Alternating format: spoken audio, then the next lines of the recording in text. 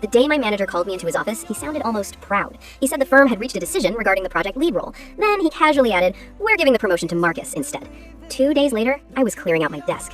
I grew up knowing that my career was a marathon, not a sprint. I put in the long hours, stayed late, and built the foundation of our current client base. Marcus, on the other hand, was the golden boy. He joined the company 3 years after me, but he had a knack for showing up exactly when the praise was being handed out. My boss never said it out loud, but he lived it. Every high-profile meeting, every client lunch, every opportunity for visibility, it was always them and him.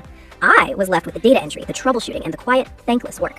Marcus didn't just enjoy being the favorite, he treated it like a competitive sport. If I discovered a more efficient way to process a report, he demanded access to my files, then presented them as his own. If I caught the attention of the executive team with a well-researched proposal, he managed to steer the conversation toward his own side projects. My boss backed him every time, as if it were a reflex. I learned early that team player in this office really meant let Marcus have the spotlight.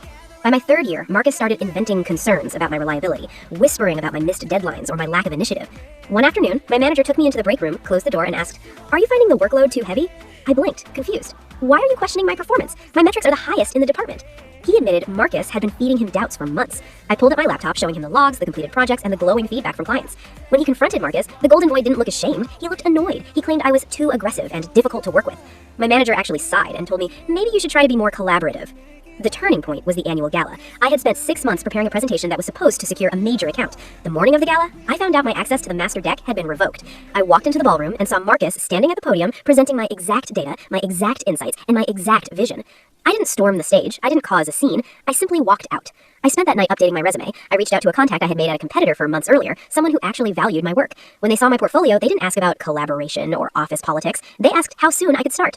The day I handed in my resignation, my manager acted like I was the one betraying the company. "You're ruining your reputation," he warned. I didn't answer. I just packed my bag. 3 months later, I was leading my own team. My new office was quieter, and my peers actually cheered for my wins. When I finally landed a deal larger than anything I had ever worked on at my old job, the pride I felt wasn't inherited or bestowed, it was earned. I blocked my old manager on LinkedIn, no exit interview, no bridge-burning speech, just silence. A few weeks later, my old boss sent me an email, long, polished, and demanding to know why I had abandoned them. I didn't reply. I'm not punishing anyone. I'm choosing a career where my effort actually belongs to me. If they needed a golden boy to feel like a successful company, they can live in that office without me. Would you like me to rewrite the story with a different setting or character dynamic, such as a family conflict or a different workplace scenario?